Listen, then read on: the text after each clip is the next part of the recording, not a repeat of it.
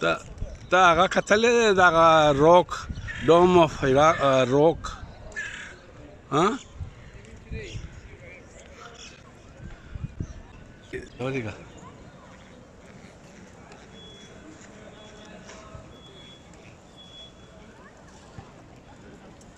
رڼا ده که نه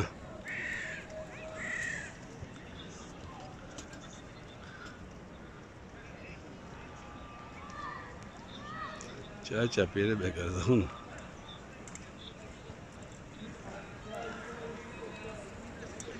ما لږ وښکې 2 منټه دپاره یو په وړي کې غوندې فلم جوړم دا دی دا دیوال